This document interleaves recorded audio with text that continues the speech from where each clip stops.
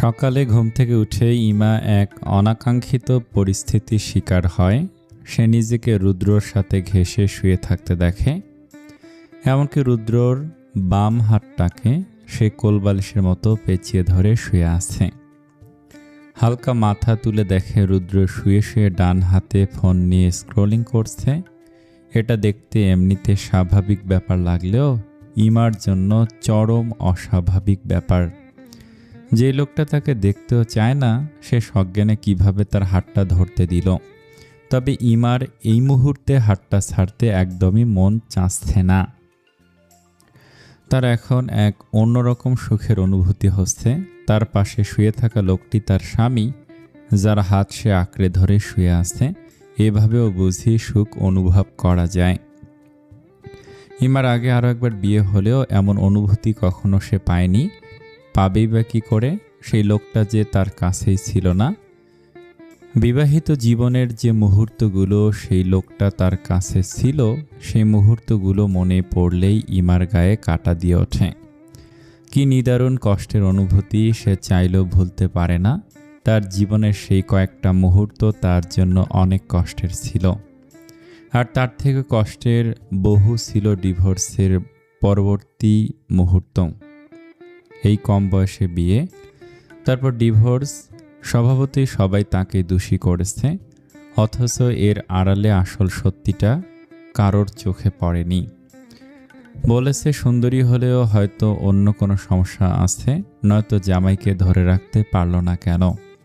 অথচ তারা জানল না ইমা কতটা চেষ্টা করেছে সেই ভাঙা বিবাহিত জীবনটাকেই জোড়া লাগানোর।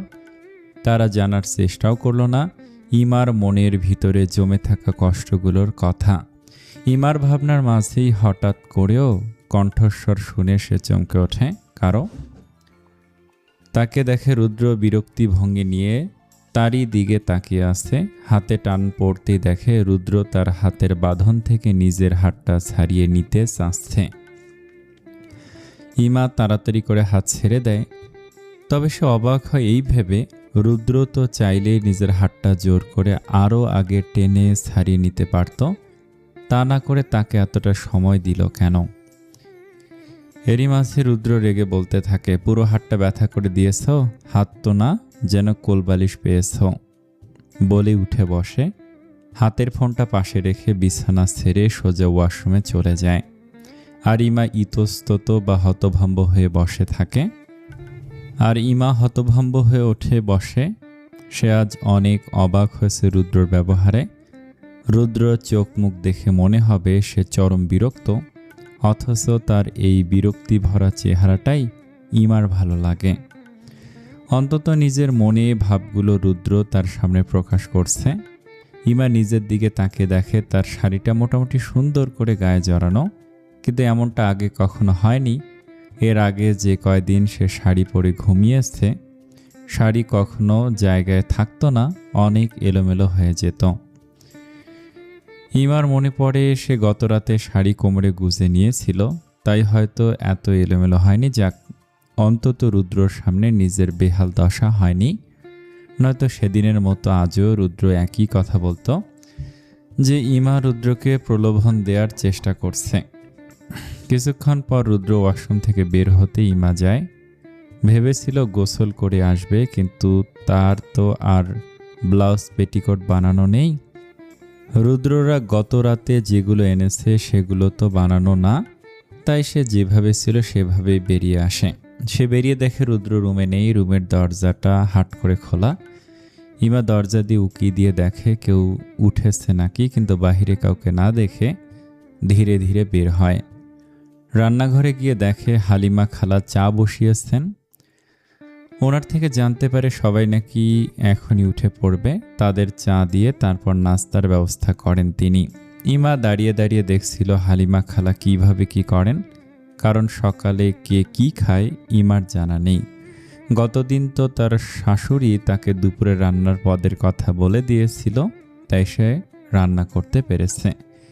এরই মাঝে ইমার শাশুড়ি ড্রয়িং রুমে চলে আসেন। ওনাকে দেখে হালিমা খালা ইমার হাতে চা ধরিয়ে দিয়ে বলে, যাও মা, শাশুড়িকে চাটা দিয়ে আহো। আমি দিলে কিছু বলবে না? কি বলবে, তুমি বউ না? যাও তাড়াতাড়ি।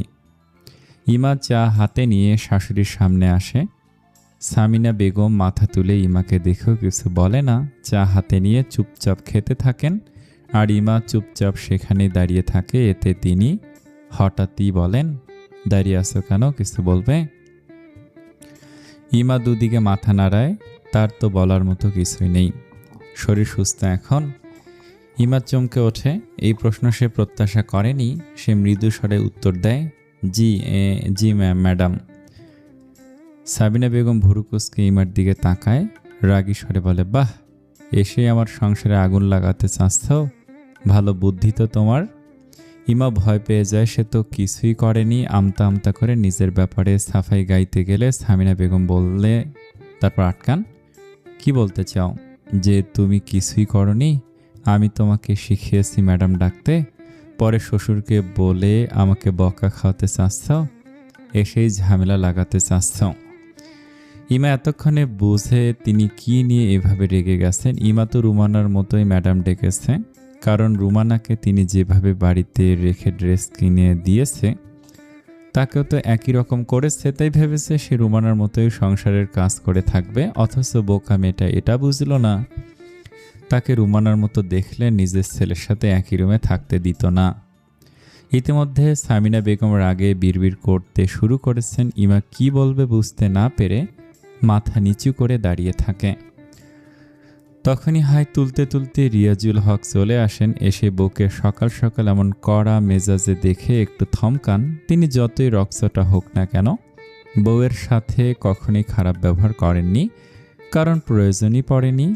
কারণ ওনার রাগের সময় সামিনা বেগম চুপ থাকেন, আবার বউ রেগে থাকলে তিনিও ঠান্ডা থেকে বউকে মানাতে চেষ্টা করেন।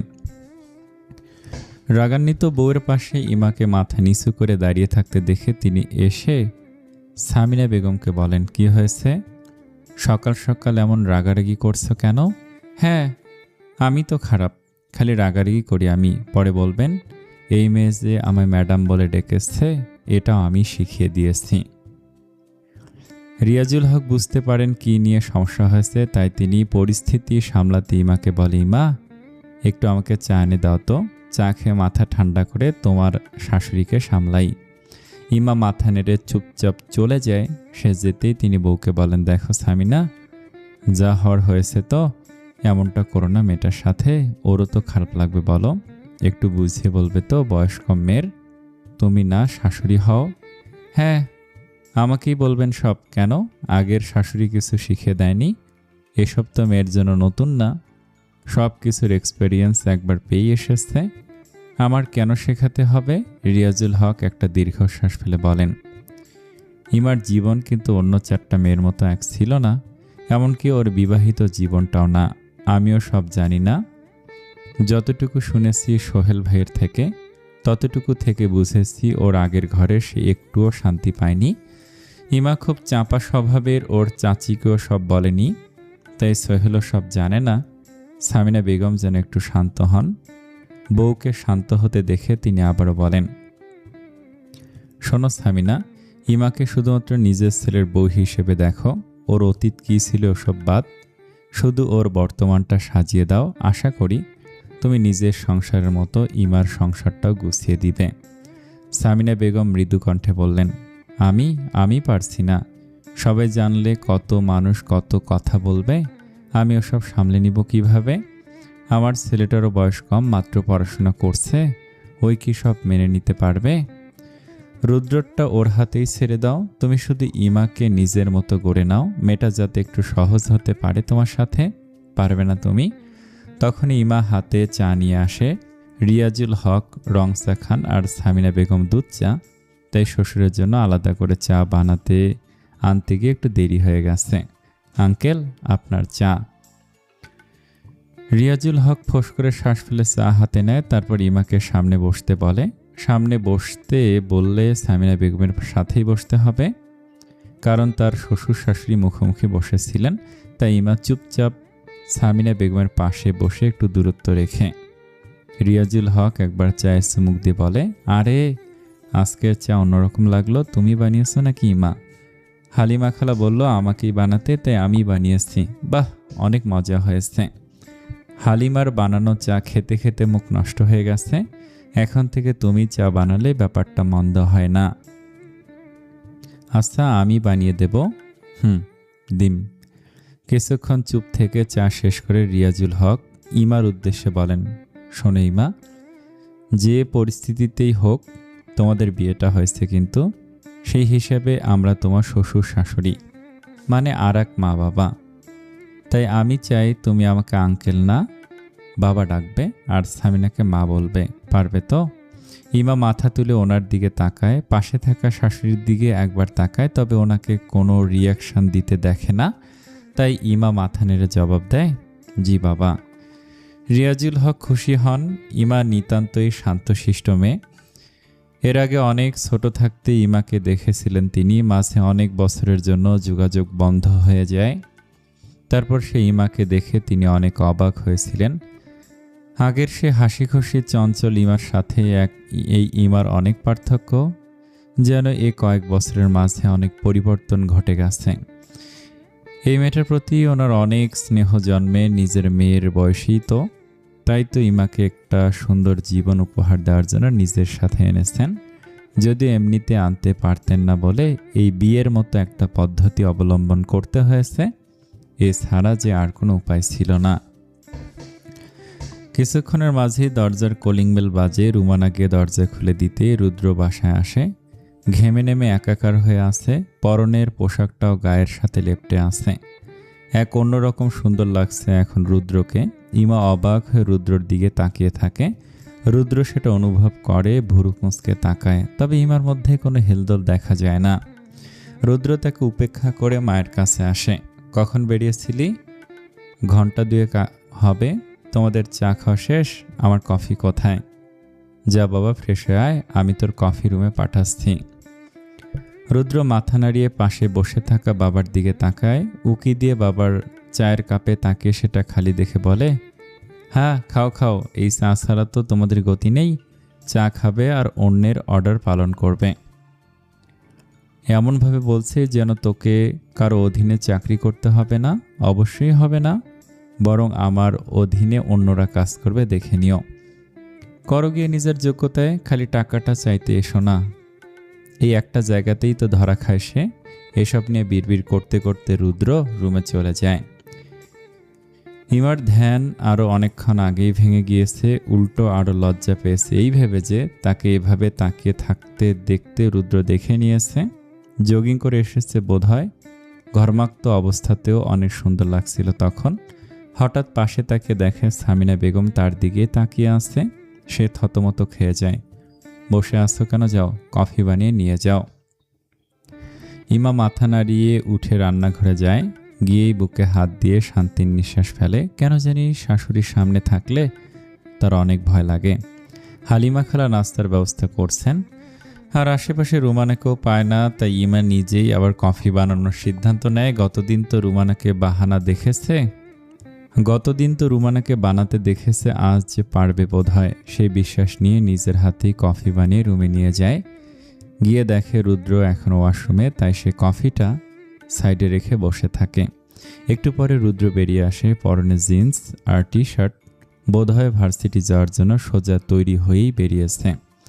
হাতের তোয়ালে দিয়ে মাথা মুছতে মুছতে বের হয়েছে সে। রুদ্র ইমাকে দেখে তোয়ালেটা ইমার ওপর ছুঁড়ে মারে। যাও, বারান্দায় গিয়ে মেলে দিয়ে আসো। ইমা চুপচাপ গিয়ে তোয়ালে মেলে দেয়। এসে দেখে রুদ্র কফি মুখে দিয়ে ওভাবেই বসে আছে। কে বানিয়েছে? আমি। নেক্সট কফির পরিমাণ আরও কম দিবে, বেশি তেতো হয়ে যায়। ইমা মাথা নাড়ার সাথে অবাকও হয়। আজ তো তাকে কফি বানাতে নিষেধ করলো না, বরং বলে দিল ঠিক করে বানাতে। কেন যেন অজান্তেই ইমার মুখে মৃদু হাসি ফুটে ওঠে। রুদ্র কফি শেষ করে ব্রেকফাস্টের জন্য ড্রয়িংয়ে আসে। পিছু পিছু ইমাও আসে। হালিমা খালা ব্রেকফাস্ট সাজিয়ে দিয়েছেন। ইমা ভালো করে খেয়াল করে কে কী খাচ্ছে। এতক্ষণে সামিনা বেগম গিয়ে মেহেরকে ডেকে তুলেছেন। মেয়ের এসএসসি এক্সাম শেষ হওয়ার পর থেকে বাসায় বসে অলস হয়ে গেছে। দেখা যায় একা থাকে তো সারা রাত ফোন দেখে আর সকালে দেরিতে ওঠে। তবে যাই করুক, সকালের নাস্তাটা সবার সাথেই করাতে হয় তাকে। বেচারি এখনো খাবার টেবিলে বসে হাই তুলছে। রুদ্র সেটা দেখে বোনের মাথায় হালকা চাপড় দিয়ে বলে, ফোন দেখাচ্ছি তোকে আরও, কানে হেডফোন গুঁজে রাখিস? আশেপাশে কখন কি হয় কোনো খেয়াল করিস কি? কেন, কিছু হয়েছে কি? এজন্যই তো ফোন আগে তোর থেকে সরাবো, তাহলেই চারপাশে নজর যাবে তোর। বেয়াদব মেয়ে একটা। মেহের ভাইকে পাত্তা না দিয়ে মুখ ভেঙসি দেয়, তারপর ইমার দিকে তাকে বলে, কিছু হয়েছিল কি ভাবি? আমিও জানি না। যার কথা বলি সে নিজেই বুঝে না। রাতে ভয় দেখিয়ে হার্ট কলিজা একাকার করে দিয়ে এখন নিজেই জানে না বলছে। সামিনা বেগম এসে ছেলেকে বিড়বিড় করতে দেখে বলে, কি হয়েছে রে রোদ, এমন বিড়বিড় করছিস কেন? এমনি আম্মু। বসো এখানে। বাবা কোথায়? তখনই রিয়াজুল হক তৈরি হয়ে আসেন। ওনাকেও ডিউটিতে যেতে হবে। খাবার খাওয়ার সময় রিয়াজুল হক আজও বলেন, গতরাতে যা বলেছিলাম আমি, রুদ্র কালকে ইমাকে নিয়ে ওদের বাড়ি থেকে ঘুরে আসবে, একদিনের জন্য হলেও যাবে। দেখছই তো ওদের এলাকার মানুষজন কেমন, ওদের জন্য হলেও যেতে হবে তোমায়। রুদ্র কোনো উত্তর দেয় না। ইমা আর চোখে দেখে সে নিজের মতোই খাবার খাচ্ছে। তবে এরই মাঝে সামিনা বেগম আনমনে বলে ওঠেন, কাল না পরশু যাক, ওর জামা কাপড়গুলো এখনও বানাতে দেওয়া হয়নি। আজকে টেইলার্সের কাছে গিয়ে আর্জেন্টভাবে বানিয়ে নিয়ে আসবো। নতুন ড্রেস নিয়ে যাবে না, না হয়। ওর জামা কাপড়? আরে কালকে আনলাম না। ইমারগুলো বাড়িতে গিয়ে থাকবে তো? মেহের অবাক হয়ে যায়। মা এ কথা বলছে। রুদ্র একটু অবাক হয়েছে। তাকিয়ে দেখে তার বাবার মুখে মিটিমিটি হাসি, আর ইমা থমকে গিয়ে শাশুড়ির দিকে তাকায়। তার জামা কাপড়ের কথাই তো বলল, মানে তাকে নিয়েও চিন্তা করছেন উনি? ইমা সকাল থেকে পরপর খালি চমকই পেয়ে যাচ্ছে। এসব তো সে আশা করেনি। মনের ভিতর যেন বসন্তের বাতাস দোলা দিয়ে গেল। সামনে বসা রুদ্রর দিকে তাকিয়ে ভাবে, তবে কি স্কুলের বান্ধবীদের বলা কথা অনুযায়ী তার মনেও বসন্তের স্পর্শ লেগেছে? সামনে বসা লোকটাই কি তবে তার জীবনে আমার বসন্ত হয়ে ধরা দিবে? সকালে নাস্তার পর সামিনা বেগম ইমাকে সাথে নিয়ে টেইলার্সের উদ্দেশ্যে বেরিয়ে পড়ে। মেহের বাড়িতে একাই থাকে রুদ্র, আর রিয়াজুল হক যার যার কাজে বেরিয়ে পড়েছে। শাশুড়ির পাশে ইমা অনেক সংকোচ নিয়ে চলছিল, খালি ভয় পাচ্ছিল কখন না জানি তিনি বকা দিয়ে বসেন। অবশ্য ভয় পাওয়ারই কথা, সেই কখন থেকে মুখ অফ রেখেছেন। একটা ভালো কথা তো দূর, খারাপ কথা বলছে না। টেইলার্স বলতে ওনাদের কাছাকাছি ফ্ল্যাটের একজন মহিলা জামা কাপড় বানায়, সেখানে ইমাকে নিয়ে যায়। ড্রেসের মাপের দরকার আছে তো। সেই মহিলা সামিনা বেগমকে দেখে অনেক আপ্লুত হয়, সাথে ইমাকে চিনতে না পেরে বলে, ভাবি কে এই মেয়ে, আত্মীয় নাকি?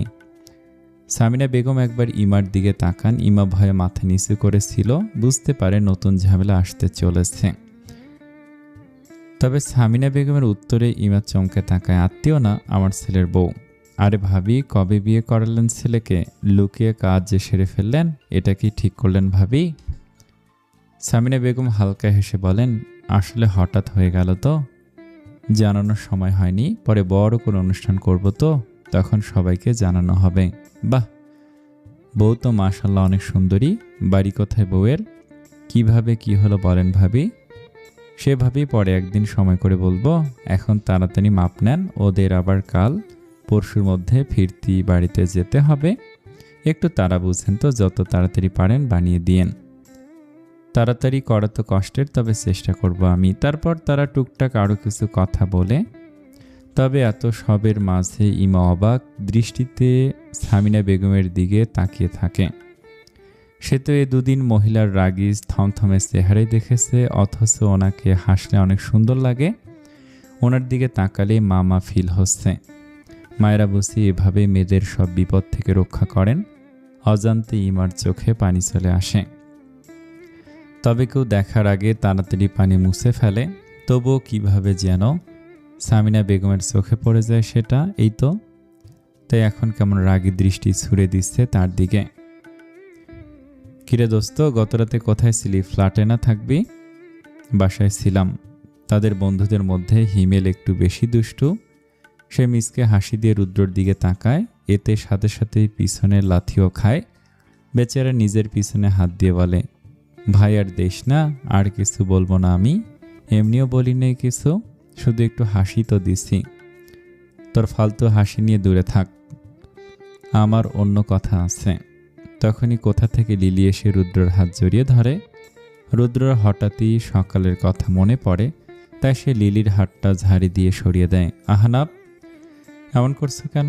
দূরে থাকো লিলি, এসব বেহায়াপনা আমার পছন্দ না। লিলি মুখ গোমড়া করে পিছিয়ে যায়। সিয়া লিলিকে নিজের সাথে নিয়ে আসে, বলে চুপচাপ দাঁড়িয়ে থাক, বেশি করিস তুই। জানিসই তো রুদ্র এসব পছন্দ করে না।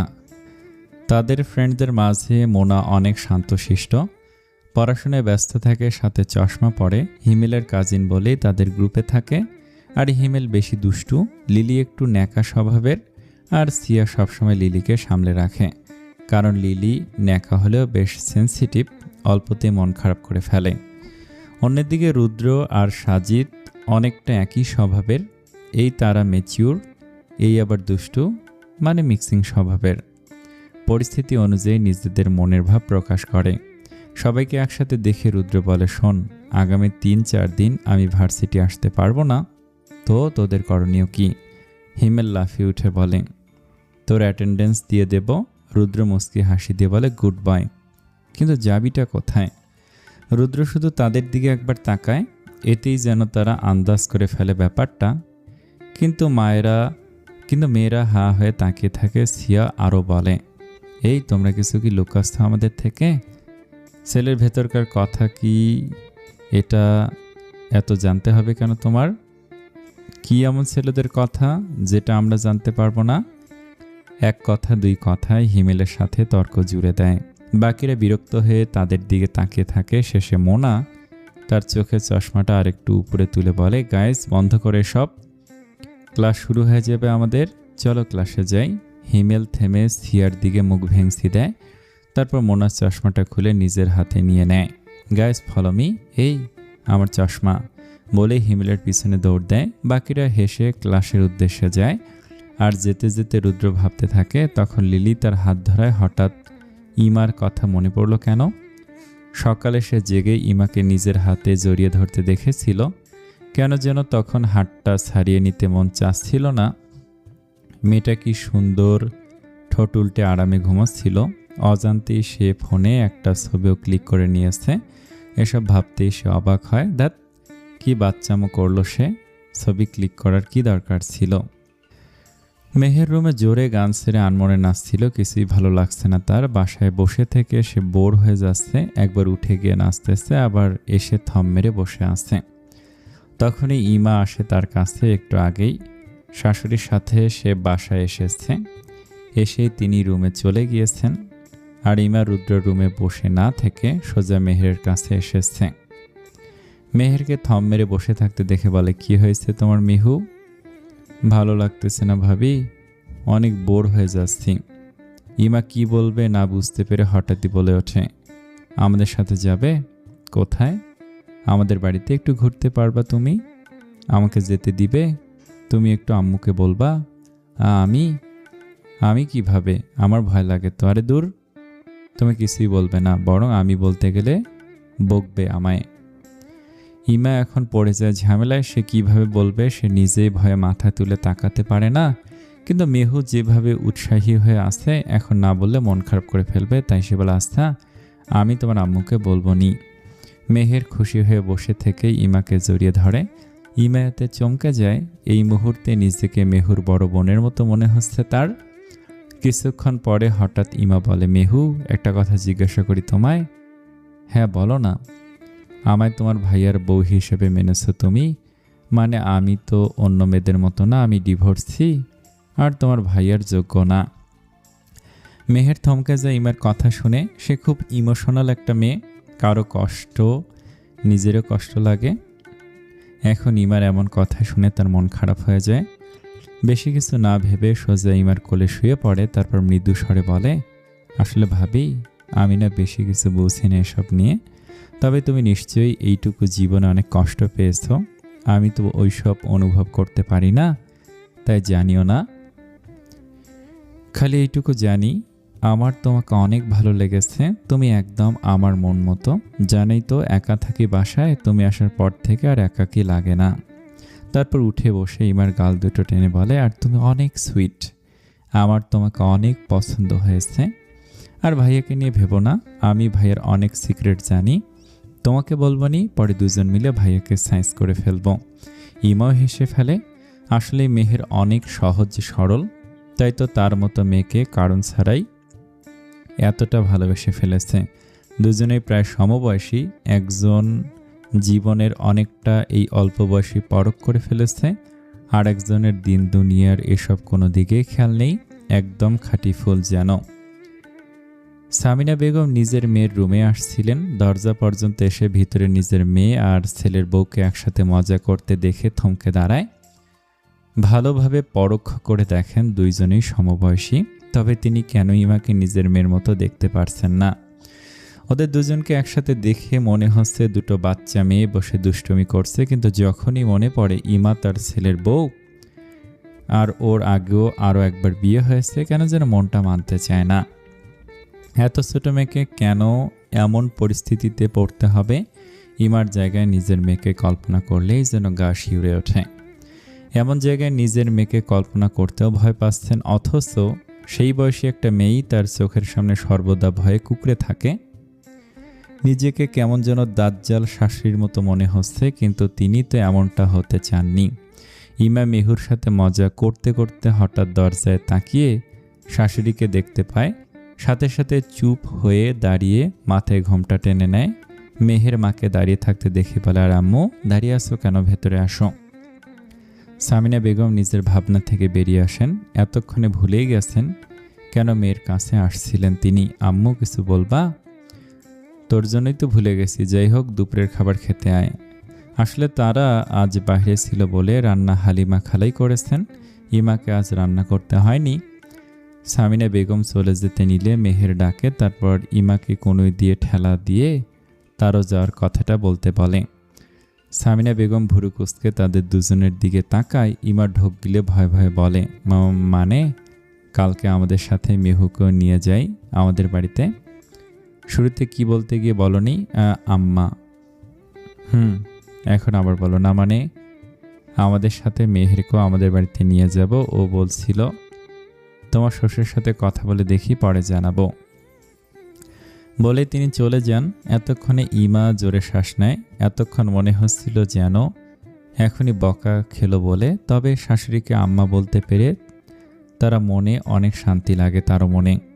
তখনই মেহের খুশিতে জড়িয়ে ধরে বলে, আমার যাওয়ার ফিক্সড মনে করো, বাবা কখনো না বলবে না, আম্মু রাজি মানে সব রাজি। মেহেরের খুশি দেখে ইমা শান্তি পায়। এই 2 দিনে ইমা যতটা খুশি হয়েছে, গত 2 বছরের এসবের টিকিটাও পায়নি সে। এক অন্যরকম সুখের অনুভূতি হচ্ছে তার। রাতে খাওয়া দাওয়া শেষে রুদ্র সোজা এসে বিছানায় শুয়ে পড়ে। আজ যে সে অনেক টায়ার্ড। সামনে ভার্সিটিতে একটা বাস্কেটবলের ডিপার্টমেন্টাল টুর্নামেন্ট আছে। বাস্কেটবল ক্লাবে রুদ্র নাম লেখানো আছে। সে বেশ ভালোই খেলতে পারে, যেহেতু টুর্নামেন্টের বেশি একটা দেরি নেই, তাই আজ প্র্যাকটিস করে এসেছে। মাঝে তো আবার কিছুদিন গ্যাপ যাবে। ইমা এসে রুদ্রকে শুয়ে গড়াগড়ি করতে দেখে অবাক হয়। রুদ্র তো এমন করে না, বেশ শান্তশিষ্ট থাকে, তাই সে অবাক হয়ে তাকিয়ে থাকে। হঠাৎই রুদ্র ইমার উপস্থিতি টের পেয়ে মাথা থেমে যায়, চুপচাপ ভদ্র ছেলের মতো শুয়ে থাকে, আর ইমা অবাক হয়ে রুদ্রর কাহিনী দেখতে থাকে। এই না গড়াগড়ি করছিল, এখনই আবার গম্ভীর হয়ে গেল। হঠাৎই মৃদুস্বরে বলে, আপনার কি খারাপ লাগতেছে? রুদ্র থতমত খেয়ে বলে, না ঠিক আছে আমি। ইমা কিছুক্ষণ সেখানে দাঁড়িয়ে থেকে বারান্দায় চলে যায়। এই বারান্দাটা ইমার বেশ পছন্দ হয়েছে। এখানে থাকা দোলনাটায় সে এখনো বসেনি, ভয়ে যদি রুদ্র বকা দেয়। তবে এখানে দাঁড়িয়ে ঠান্ডা বাতাস উপভোগ করতে করতে চারপাশটা দেখতে তার অনেক ভালো লাগে, অনেক শান্তি অনুভূত হয়। অপরদিকে রুদ্র বেশ অনেকদিন পরে প্র্যাকটিসে গিয়েছিল বলে তার হাত দুটো ম্যাচ করছে, একটু শান্তি পাচ্ছে না। আর তার বউ নামক এই মেয়েটা কি সুন্দর তাকে উপেক্ষা করে চলে গেল। আরে বাবা, জোর করে তো জিজ্ঞাসা করবে কোনো সমস্যা আছে নাকি, জোর করতে সেবা করা উচিত তো। পরে আবার ভাবে এই মেয়ের তো জানার কথাই না, সে আজ সারাদিন কি করেছে, বুঝবে কিভাবে তার সমস্যাটা। এটা আগের সময় হলে রুদ্র এভাবেই নিজের শরীরের সাথে জেদ দেখিয়ে শুয়ে থাকতো, কিন্তু সুবিধা থাকতে কে সুযোগ ছাড়তে চায়। আজ মনে হচ্ছে একটু হাতে মেসেজ হলে ভালো লাগতো। সেদিন তো ইমা মায়ের মাথায় মেসেজ করে দিচ্ছিল, হাতেও পাবে বোধ হয়। এই ভেবে ইমাকে ডাকে সে। এই মেয়ে, মার্শি, এই ইমা। ইমা প্রথমে ভাবে ভুল শুনেছে, তবে পরেই তার নাম শুনে তাড়াহুড়ো করে রুমে যেয়ে ডাকছিলেন। রুদ্র বিরক্ত হয়ে বলে, এতবার ডাকতে হয় কেন? এদিকে আসো।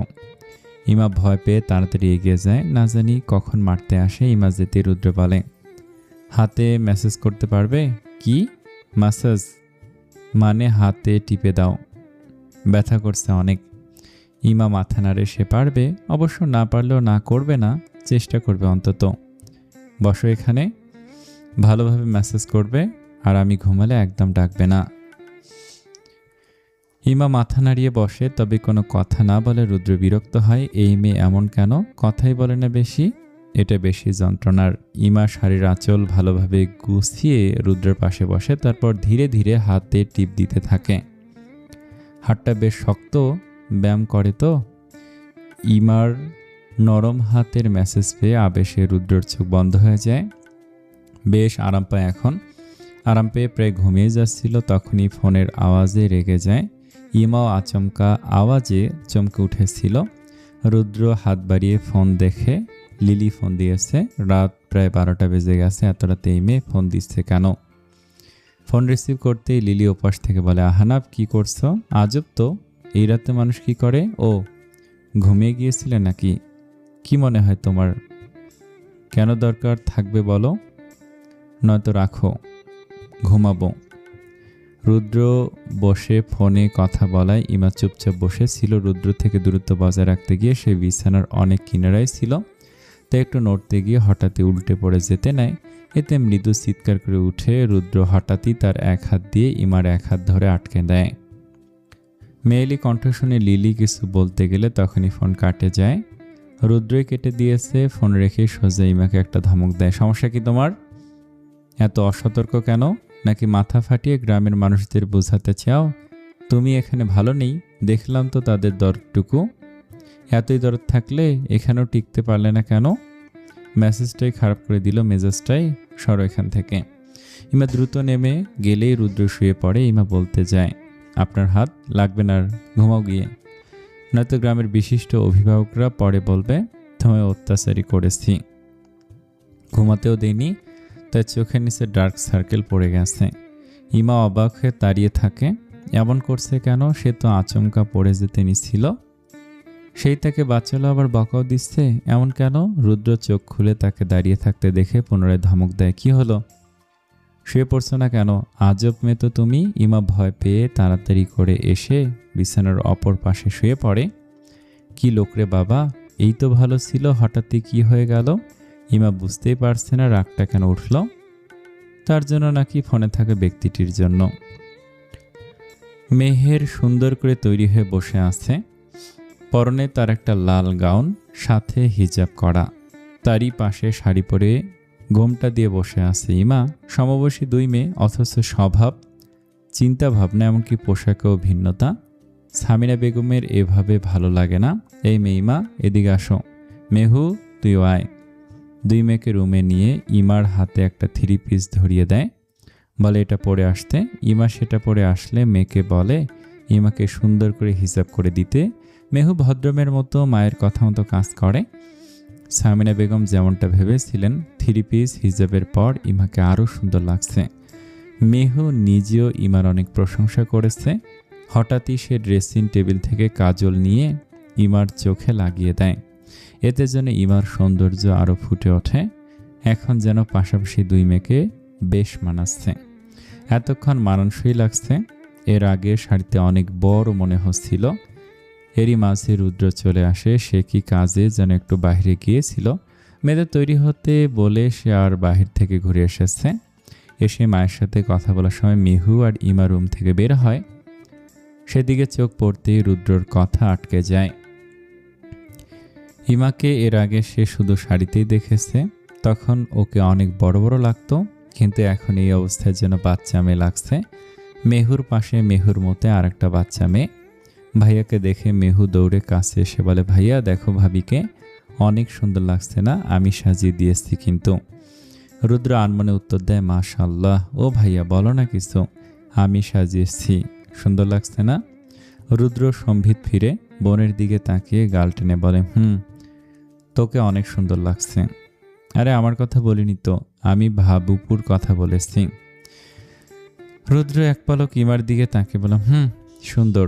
সামিনা বেগম পাশ থেকে মেয়েকে ধমকে বলে ওঠেন, এই আপু কিরে, আপুকে আমাকে ধমকাচ্ছ কেন?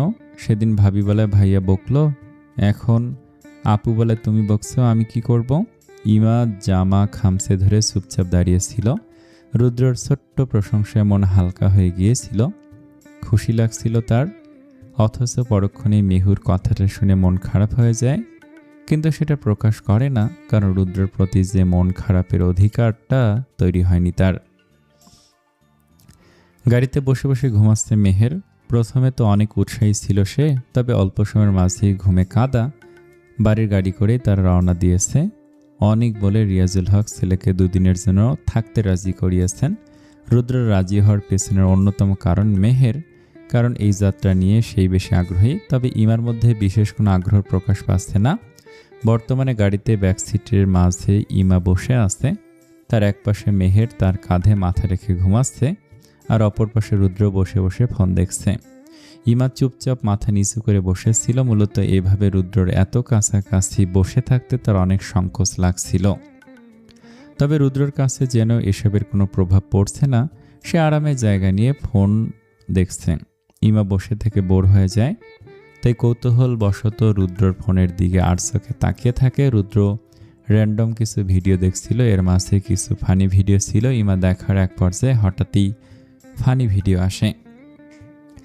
ইমা অনেক মনোযোগ দিয়ে দেখছিল, তাই ভিডিওটা দেখে সে হঠাৎই জোরে হেসে দেয়। তার একদমই খেয়াল নেই তার পাশে বসা রুদ্র তখন ফোন রেখে তার হাসির দিকে তাকিয়ে আছে। হাসতে হাসতে তার চোখে পানি চলে আসে। হাত দিয়ে চোখ মুছতে গিয়ে হঠাৎ নিজের অবস্থানের কথা মনে পড়ে যায়। মাথা তুলে তাকিয়ে দেখে রুদ্র তারই দিকে ভুরু কুঁচকে তাকিয়ে আছে। ইমা প্রচণ্ড লজ্জায় পড়ে যায়। হুট করে মুখ ফিরিয়ে জানালা দিয়ে বাইরের দিকে তাকায়। এই পর্যায়ে ইমার মনে হচ্ছিল মেহুকে পারলে মাঝে বসিয়ে সে নিজে অপর দিকে গিয়ে বসত, তবে হয়তো এমন পরিস্থিতির সৃষ্টি হতো না। অপরদিকে রুদ্র অল্প সময়ের জন্য যেন ইমার হাসির মাঝে ডুবে গিয়েছিল। হাসলে মেয়েটাকে অনেক কিউট লাগে তো, অথচ মেয়েটা হাসি তো দূর, কথাও বলতে চায় না।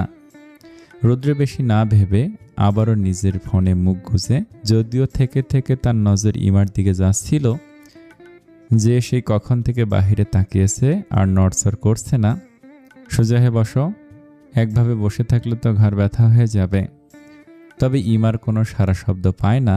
একটু উকি দিয়ে তাকিয়ে দেখে ইমা মেহুর মাথায় নিজের মাথা ঠেকিয়ে ঘুমিয়ে গেছে। আসলে ইমাদের বাড়ি শহর থেকে অনেকটা ভিতরে, আর জ্যামে পড়লে অনেকটা সময় লাগে। কতটুকু দূরত্ব রুদ্র অনায়াসে কাটিয়ে দিতে পারবে, কিন্তু মেয়ে দুটো পারল না। রুদ্র কিছু একটা ভেবে ইমার গালে হাত দিয়ে মাথাটা আলতো করে নিজের কাঁধে রেখে দেয়। হাতের নিচে ইমার সফট গালের ছোঁয়া পেয়ে মেহুর মতোই ইমার গাল টেনে দেয়। এই কাজ করে পরবর্তীতে নিজে থমকে যায়। তবে নিজেকে এই বুঝ দেয় যে মেহুর উপর ভর দিয়ে ঘুমিয়েছে, তাই মেহুর কষ্ট হবে বলে ইমাকে নিজের কাঁধে শুয়েছে, আর গাল টান দেয়াটা ভুল হয়ে গেছে। পাশ ফিরে আবারও ইমার দিকে তাকাতে তার চোখে লেপ্টে থাকা কাজল দেখতে পায়। তখন চোখ মুছতে গিয়ে হয়তো লেপ্টে গেছে। রুদ্র আলগোছে আঙুল দিয়ে লেপ্টে যাওয়া কাজলটুকু মুছে দেয়। রুদ্র কেন এমন করছে নিজেও বুঝতে পারছে না, কিন্তু নিজের অজান্তে হলেও সে ইমার সাথে স্বাভাবিক ব্যবহার করছে। মেয়েটাকে দেখলে কেন যেন খারাপ ব্যবহার আসে না, বরং তার কালো অতীত মনে পড়লে আরও মায়া হয়। আবার সেই মেয়েটাই তার বউ মনে পড়লেই রাগ ওঠে, কারণ ইমার জীবনে সে প্রথম মানুষটা নয় যে তাকে মুগ্ধতা নিয়ে দেখবে, আদুরে স্পর্শ করবে কিংবা ভালোবাসবে। ইমার ঘুম ভাঙতেই নিজেকে সিটের সাথে হেলান অবস্থায় দেখে। পাশ থেকে মেহু তাকে ডাকছে ওঠার জন্য। আশেপাশে তাকিয়ে দেখে সে তাদের গ্রামের এলাকার চলে এসেছে। এতটা সময় কিভাবে চলে গেল টেরি পায়নি। মেহুকে নিয়ে গাড়ি থেকে বের হতেই দেখে রুদ্র লাগেজ নিয়ে বাইরে দাঁড়িয়ে আছে। এখান থেকে আরও কিছুটা পথ তাদের হেঁটে যেতে হবে, কারণ বাকি রাস্তাটুকু তেমন ভালো না, গাড়ি যেতে পারবে না সেদিকে।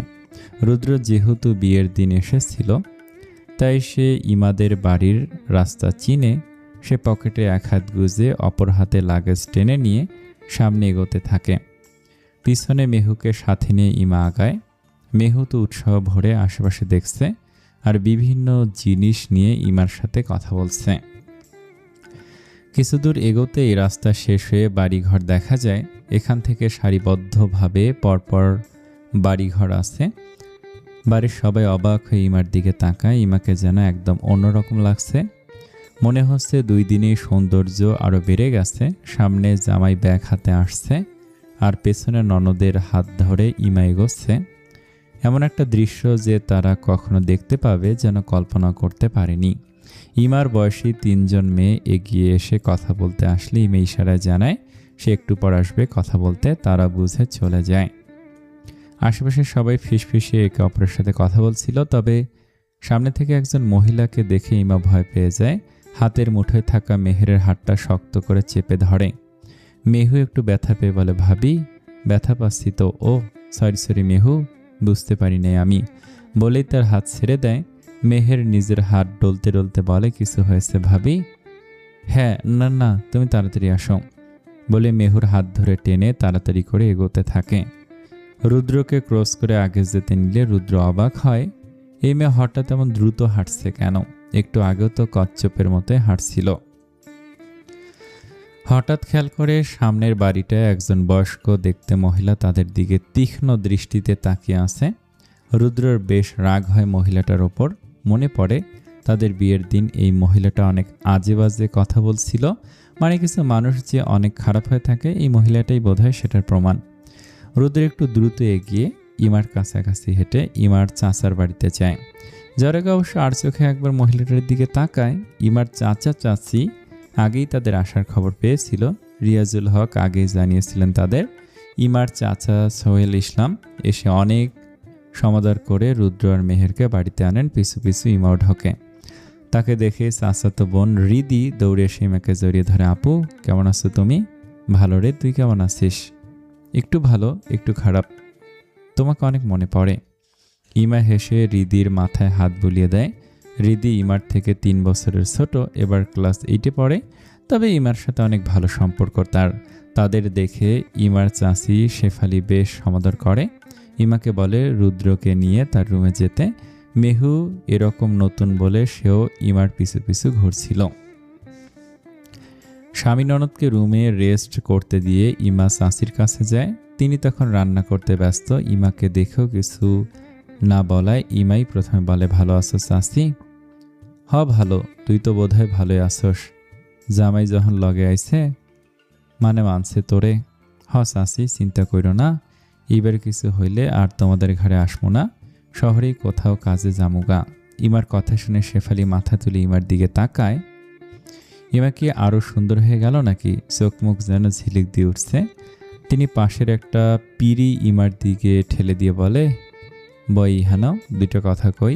ইমা বসতেই বলেন, ওই বাড়িতে ক্যাডা থাকে, এমনিও মারে তোরে। শাশুড়ি কেমন? ইমা দ্রুত মাথা নেড়ে বলে, চাচি ওরা অনেক ভালো, দেখলা না আমার সাথে আসলো, ওই আমার ননদ, অনেক ভালো মেয়ে, আর শাশুড়ি অনেক আদর করে আমায়। আমার আগের কাহিনী হই নাও, কিছুই কইছে না, উল্টো মেয়ের মতো আদরে রাখে। ইমার কথা শেফালি বেগমের বিশ্বাস হয় না, তবুও সেটা প্রকাশ না করে বলে, আর জামাই? আরে দেখবাই তো, এও অনেক ভালো, তয় এখনো একবারও আমারে মারছে না। তুমি তো বলছিলা জামাইয়ে বউরে মারলে সেটা স্বাভাবিক ব্যাপার। শেফালি বেগম কি বলবেন বুঝতে পারেন না। আগে ইমা যদি কখনো বলতো জামাই তারে মারে, তিনি তো এসব প্রথমে বলতেন ইমাকে সান্ত্বনা দেওয়ার জন্য।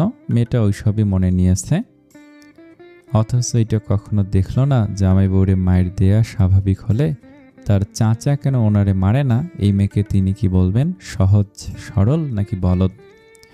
ইমা রান্নাঘর থেকে ঘরে আসে, তখনই হৃদি এসে জানায়, আপা জানো ওই সাজিববারে না পুলিশে ধরে নিয়ে গেছে। সাজিব নামটা শুনে ইমা চমকে যায়। হৃদির দিকে তাকে বলে, কেন? কেন বলে গাঞ্জা খাইতো, আরও কি নাকি, তুমি এটা জানতা না? তখন ইমার রুম থেকে রুদ্র বেরিয়ে আসে। রুমে বসে বসে তার বন্দি লাগছিল। তারপর রুমের ভিতর ইন্টারনেট পাওয়া যায় না, ফোন দেখেও শান্তি নেই। কি হয়েছে?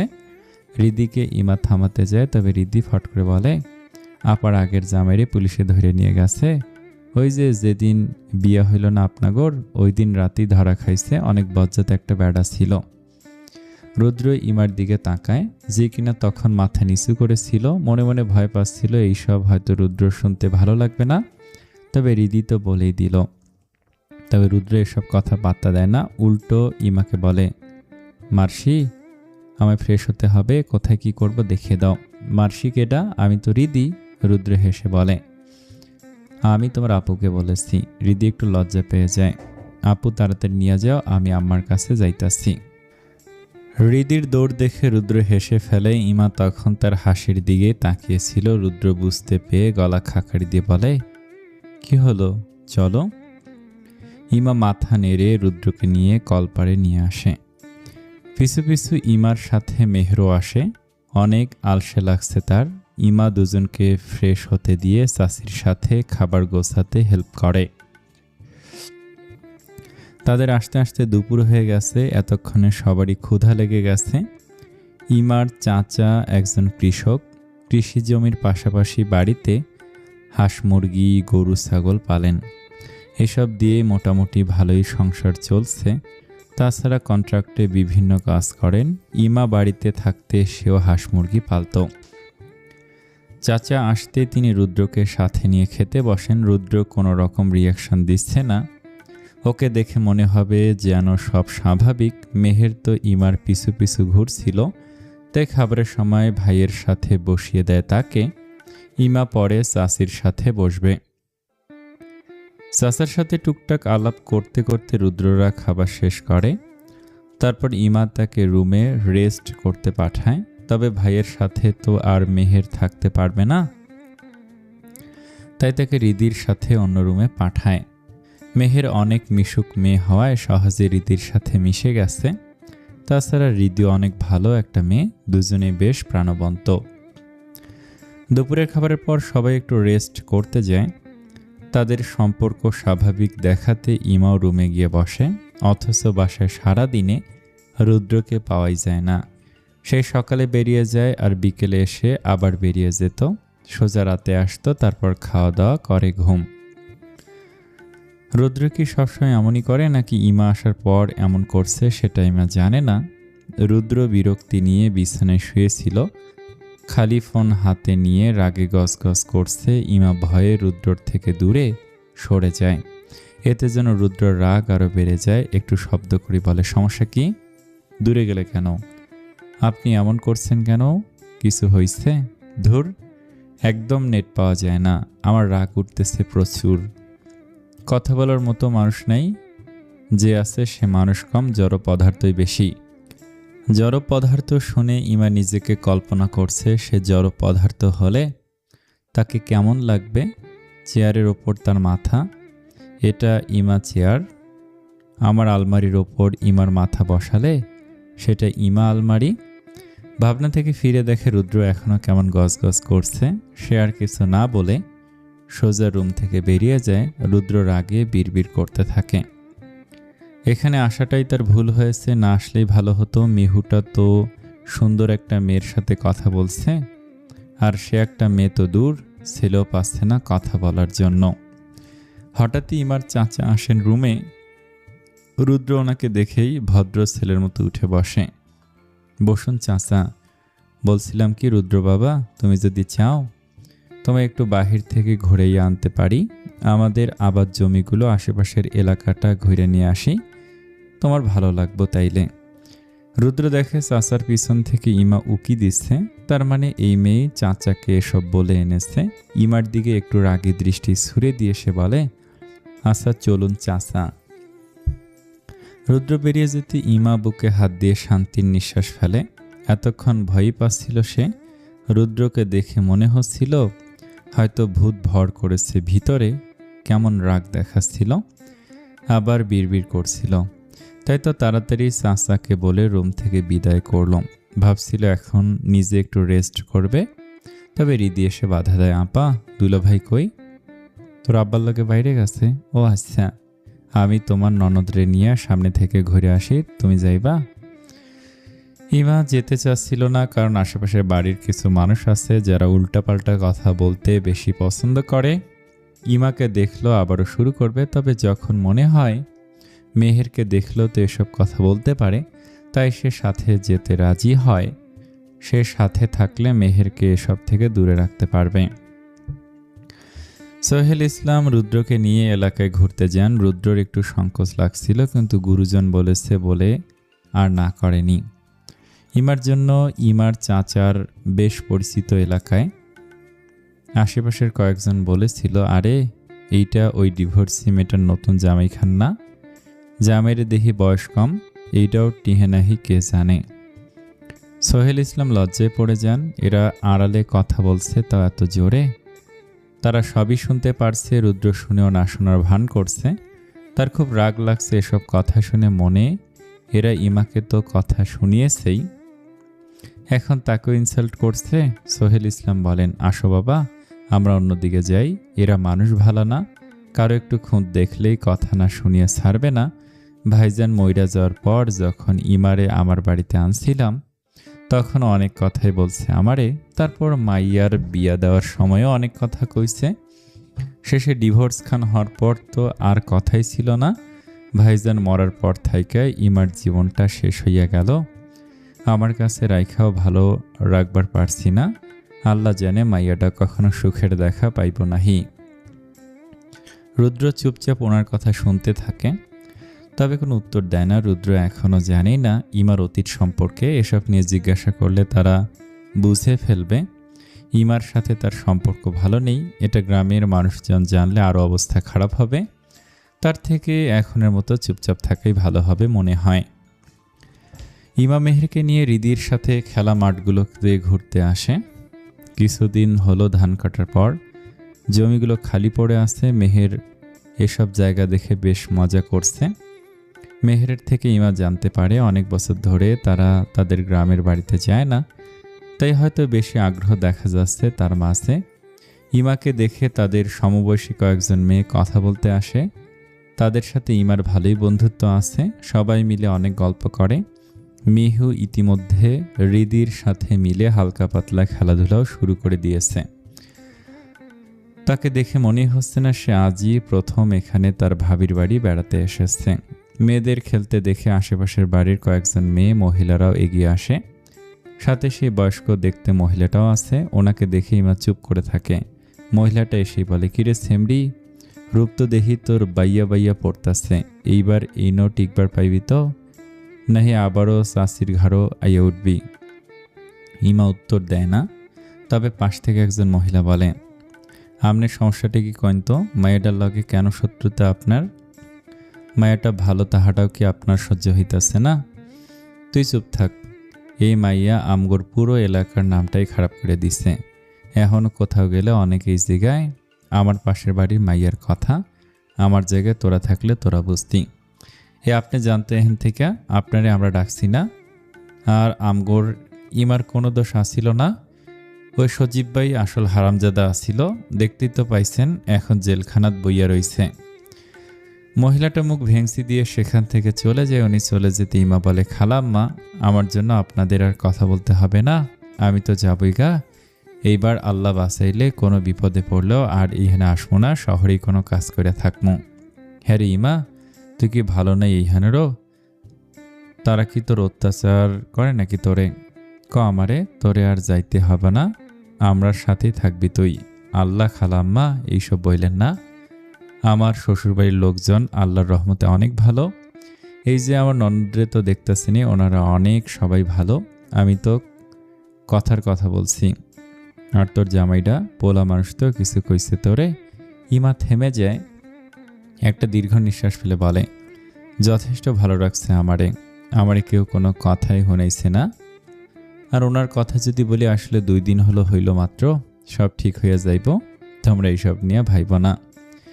এখানে যেমন কিছু খারাপ মানুষ আছে, তেমনি কিছু ভালো মানুষও আছে। এই যে তার সাথে বসা মানুষগুলো তাকে কখনো খারাপ নজরে দেখে নাই, কারণ এরা সবাই এখন জানে সজীব ছেলেটা কেমন খারাপ ছিল। কয়েক মাসেই ইমার জীবন ধ্বংস করে দিয়েছে। শুধুমাত্র ওই লোকটার জন্য আজ সে ডিভোর্সি নামে পরিচিত। নতুন সংসারও মানিয়ে নিতে পারছে না। ইমার মাঝে মাঝে মনে হয় সে কি বড় কোনো ভুল করেছে জীবনে, যে আল্লাহ তাকে এমন একটা শাস্তি দিয়েছেন, নাকি সবার কথা অনুযায়ী এটা তার একটা পরীক্ষা ছিল, ভবিষ্যতে কি আল্লাহ তার জন্য ভালো কিছু রেখেছেন। আচ্ছা, মানুষ তো আশায় বাঁচে, ইমার আশা রাখে হয়তো এই সংসারেই সে তার প্রাপ্য সুখ খুঁজে পাবে। মেহু, তোর ভাবি কোথায় রে? ভাবি? কে ভাবি বলো তো? আমার তো কোনো ভাবি নেই। মেহুর উত্তরে রুদ্র চরম বিরক্তি নিয়ে তাকায়। এমনিতেই এতটা ঘুরে ফিরে এসে ক্লান্ত হয়ে গেছে, এখন ইমাকে ছাড়া এই বাড়িতে অনেক সংকোচ লাগছে। এর মধ্যে মেহের এসে ফাজলামো শুরু করেছে। মেহের ড্রেসে কিছু জায়গায় ময়লা লেগে আছে দেখে রুদ্র ভুরু কুঁচকে বলে, কোথায় গিয়েছিলি তুই? চেনা জানা নেই, এখানে সেখানে না বলে বের হোস কেন? আরে ভাবির সাথে ছিল তো, আর রিদিও ছিল, ও অনেক ভালো। এতক্ষণ বাহিরে খেলছি আমরা। বুড়ি দামড়ি মেয়ে, লাফিয়েছিস তুই, লজ্জা করে না? সবাই মেয়ে ছিল এখানে, তাছাড়া আমরা তো চলেই যাব। একটু তো মজা করেছি, এভাবে বলছে কেন? হয়েছে, আর অভিনয় করতে হবে না। তোর ভাবিকে বল আমি ডাকছি। কিন্তু ভাবি তো আসেনি। আসেনি মানে আমরা খেলেছি তো। আমাকে আর রিদিকে আগে পাঠিয়ে দিয়েছে, ভাবি একটু পরে আসবে বলছি। তখনই বাহির থেকে হাঁপাতে হাঁপাতে রিদি চলে আসে, এসে বলে, আপা বাড়িতে আসে নাই? তুমি না ডেকে আনতে গেলা পাওনি ভাবিরে? না তো, আপাটা তো দেখলাম না। আমি সব খুঁজা না পাইয়া ভাবছি আপা বোধহয় বাড়িতে এসে পড়ছে। এমন সময় সোহেল ইসলাম বাড়িতে আসেন। তিনি রুদ্রকে বাড়িতে রেখে আবারও বাইরে গিয়েছিলেন কিছু বাজার করতে। সেখান থেকে একটা খবর পেয়ে তাড়াতাড়ি চলে আসেন। এসে ইমা বাড়িতে নেই শুনে চমকে যান। কি কস তুই? ইমা কই গেছে? আল্লাহ, তাড়াতাড়ি ওরে বাড়িতে আনুন লাগবো। ওই সজীব ভাই তো পালাইছে জেলখানা থাইকা। কে পালাইছে? সোহেল ইসলাম প্রথমে রুদ্রকে খেয়াল করেনি, বাহির থেকে মেয়ের কথা শুনেই এসে এ কথা বলেছেন। রুদ্রর কথা শুনে তিনি একটু থমকে গিয়ে বলেন, ওই সজীবে ইমার আগের জামাই, হয়তো নেশা করতো, আরও কয়েকটা পোলার সাথে। পুলিশে খবর পাইয়া আইসা সবগুলোরে ধরে নিয়ে গেছিল। আজ নাকি একটা পুলিশরে ছুরি দিয়ে আঘাত করে পালাইছে। নিরাপত্তা কম ছিল তো, তাই পারছে। রুদ্রর চোখ মুখ দেখে মনে হচ্ছে সে খুব টেনশনে পড়ে গেছে। রিদি, তোমার আপা কোথায় কোথায় যেতে পারে তোমার কি মনে হয়? আমি জানি না, আপার তো চলে আসার কথা। ওইখানে যারা ছিল তারা বললো আপা নাকি একটু আগে বাড়িতে আসার জন্য উঠে পড়ছিল, এখনো আসলো না কেন? তাদের কথার মাঝে শেফালি বেগম এসে বলেন, ও তোমরা আস্তে কথা কও, কেউ শুনে ফেললে আবারও বদনাম রইব। তোর থাইকা তোমরা দাঁড়িয়ে না থাইকা বেরিয়ে যাও। দেখো আশেপাশে কোথাও পাও নাকি। আমি মাইয়া দুইটারে নিয়ে বাড়িতে আসছি, কিন্তু মেহের নিজেও ভাইয়ের সাথে যেতে চায়। তবে এতক্ষণে সন্ধ্যা হয়ে গেছে, এই সময় মেহেরকে নিয়ে বের হওয়া ঠিক হবে না। তাই তাকে বুঝিয়ে বাড়িতে রেখে রুদ্র ইমার চাচাকে নিয়ে বেরিয়ে পড়ে। রুদ্র ভাবছে নিজের এলাকায় তো ইমার হারিয়ে যাওয়ার কথা না, তবে কি কোনো বিপদ হলো? সজীব তুমি? হ জান, আমি আইছি। শুনছি তুই বাড়িতে আইছস, তাই তো তোরে নিতে আইছি। তোরে আমার সাথে নিয়ে যাবো, তারপর দুইজনে সুখে সংসার করব। সজীবের কথা শুনে ইমা দুই পা পিছিয়ে যায়। এ কোন বিপদে পড়লো সে? আগে জানলে সে কখনো এই পথে আসতো না। কিন্তু সজীব তো জেলে ছিল, তার তো বাইরে থাকার কথা না। তো তোমারে না পুলিশে ধরে নিয়ে গেছিল? হরে শালার পুলিশগুলান, এত কইরা কইলাম আমার বউ আইছে গ্রামে, আমারে যাইতে দে, দিল না হারামজাদাগুলা। শেষে একটা ছুরির পোঁচ দিয়ে আমি পালাইয়া আইছি। হিমা আরও ভয় পেয়ে যে এই সজীব তো পুরো সাইকোদের মতো হয়ে গেছে, তার কাছে আসছে কেন? সে তো এখন তার বউ নয়, কি করতে চায় তারে? দেখো সজীব, তোমার মাথা ঠিক নাই, তুমি বাড়ির যাও। আমি আর তোমার বউ নেই এখন, আমার বিয়ে হইয়া গেছে, আমারে যাইতে দাও। বিয়ের কথা শুনে যেন সজীবের মাথায় আগুন ধরে যায়। তার বউয়ের নাকি আবারও বিয়ে হয়ে গেছে, আর নাকি তার নেই। সে রাগে এগিয়ে এসে ইমার দুই গাল চেপে ধরে, রাগে হিস হিসে বলে, আর এসব কইবি না, ভইলা যা তোর নতুন বিয়ের কথা, তোরে আমার সাথেই নিয়ে যাবো। ইমা অনেক কষ্টে নিজের গালে হাতে সজীবের হাত সরায়। এবার রাগ দেখে বলে, তোমার সাথে আমার ডিভোর্স হয়ে গেছে, আমি তোমার কেউ না, আমি তোমার সাথে যাবো না, তুমি একটা জানোয়ার। ইমা যেন এই কথা বলে আরো ভুল করে ফেলেছে। সজীবের রাগের সীমা পার হয়ে যায়। ইমাকে কাঁধে তুলে সামনে নির্জীব থাকা বাড়িটাতে নিয়ে যায়। যেই বাড়িতে এখন কেউ থাকে না, সম্পূর্ণ খালি পড়ে আছে, অথচ একসময় এক ছোট্ট মেয়ের হাসিতে বাড়িটা মেতে থাকতো। মাকে নিয়ে তার ছোট্ট একটা সংসার ছিল। বাবা আসতো মাঝে মাঝে, তাদের সাথে আনন্দ করে বেতন দিয়ে আবারও চলে যেত। অথচ এখন মা বাবা চলে যাওয়ার পর এই বাড়িটা একদমই খালি পড়ে আছে। ইমা এখানে থাকাকালীন দিনের অনেকটা সময় এই বাড়িতে আসতো, মায়ের মতো করে সব জিনিস গুছিয়ে রাখতো, আবার কিছু সময় কাটিয়ে চলে যেত চাচার বাড়ি। সে যদি একা থাকতে পারত তাহলে হয়তো এই বাড়িটাকে খালি পড়ে থাকতে হতো না। কিন্তু তার চিন্তা ভাবনা সুন্দর হলেও যে এলাকার কিছু মানুষ অনেক খারাপ, একাকী তাকে পেলে ছাড়ত না, তাই তো চাচার সাথে যেতে বাধ্য হয়েছিল সে। আর এখন এই স্মৃতি বিজড়িত বাড়িটাই কি তার করুণ স্মৃতির কারণ হবে? ইমা অনেক চেষ্টা করেও সজীবের হাত থেকে বাঁচতে পারে না। সজীব তাকে কাঁধে করে এনে তারই বাবার বাড়িতে এনে ফেলে। তুই আমার না হইলে তোরে আমি কারো হইতে দিব না, হয় তুই আমার লগে থাকবি নয়তো। ইমার চোখ দিয়ে অঝরে পানি পড়তে থাকে। এই সেম কথাগুলো সজীব যদি আরও কয়েকটা মাস আগে বলতো, ইমা হয়তো সব মেনে নিত। কিন্তু সজীব তো এমন না যে বিয়ে করা বউয়ের ওপর অত্যাচার করতে পারে। সে কখনোই ভালো মানুষ হইতে পারে না। সজীব, আমারে যাইতে দাও, আমি আর এইসব মানতে পারবো না। তুমি আমারে অনেক কষ্ট দিছ, আর কষ্ট দিও না। হ্যাঁ রে, জামাইয়ে ধরলে বুঝি কষ্ট হয়, তোর নতুন জামাইয়ে তোরে ধরে নাই। আমিও তো তোর জামাই, আমার এইভাবে বলিস না। কিন্তু ইমা মানে না। সে সজীবের থেকে যত পারছে দূরে থাকার চেষ্টা করছে, আর ভাবছে কেউ যদি তাকে বাঁচাতে আসবে না, রুদ্রকে আসবে না, ভালো না বাসুক, অন্তত সম্পর্কের দোহাই দিয়ে এসে তাকে বাঁচিয়ে নিয়ে যাক। এই সজীব নামক জানোয়ারের সামনে আর পড়তে চায় না সে। চোখের সামনে শুধু রুদ্রর চেহারাটাই ভাসছে। শুধু আল্লাহর কাছে চাইছে এইবারের মতো যেন রুদ্র তাকে বাঁচিয়ে নেয়। তবে সারা জীবন সে রুদ্রর পায়ের কাছেই পড়ে থাকবে, কোনো অভিমান অভিযোগ করবে না, শুধু সকল কথা মেনে চলবে।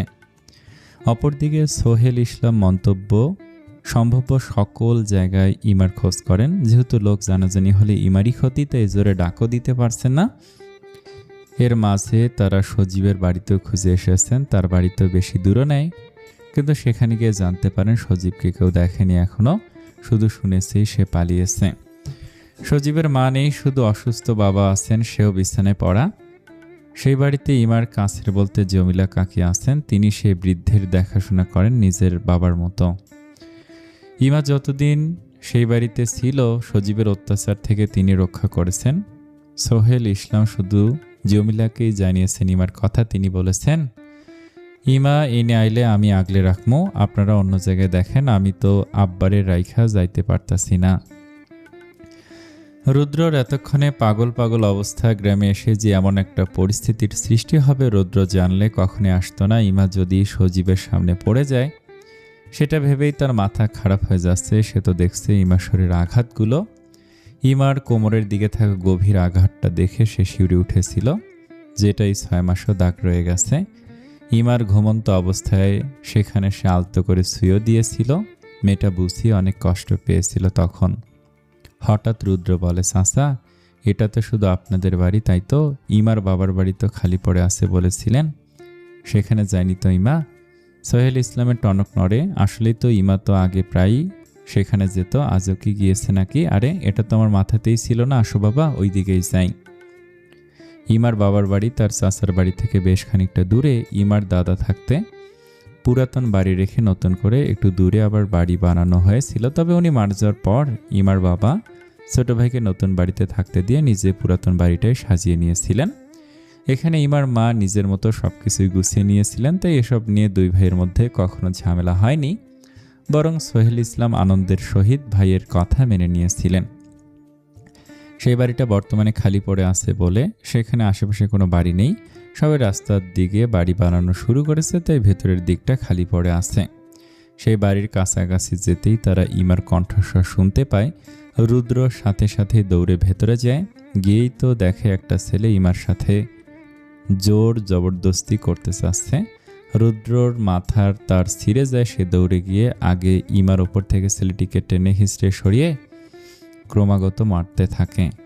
অপরদিকে ইমা কুকড়ে বসে আছে। তার সাথে কি হচ্ছে সে বুঝতে পারছে না। শুধু আফসা আলো খেয়াল করে কেউ একজন তাকে বাঁচাতে এসেছে। সে সজীবকে তার থেকে সরিয়ে নিতে তাকে বাঁচিয়েছে।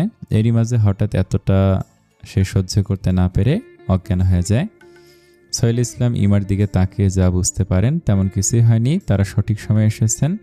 সে টাইমের ড্রেস দেখে বোঝাই যাচ্ছে ইতিমধ্যে সজীবের অবস্থা খারাপ। রুদ্রর কয়েকটা ঘুষি খেয়ে সে আধমরা হয়ে গেছে। কিছুক্ষণের মাঝে নড়াচড়া বন্ধ হয়ে গেল। নাকে হাত দিয়ে দেখে বেঁচে আছে, শালা অজ্ঞান হয়ে গেছে। তখন সোহেল ইসলাম রুদ্রকে থামিয়ে বলেন ইমার কাছে যেতে, বাকিটা তিনি সামলে নেবেন। এখান থেকে পুলিশ স্টেশন কাছে আছে, আর কোনো সমস্যা হবে না। রুদ্র এতক্ষণে হুঁশ ফিরে সে তাড়াতাড়ি গিয়ে ইমাকে জড়িয়ে ধরে। ক্রমাগত ডাকতে ডাকতে ইমার গালে হালকা করে চাপড় দিতে থাকে। একটু সময়ের মাঝে ইমার জ্ঞান ফিরে আসে।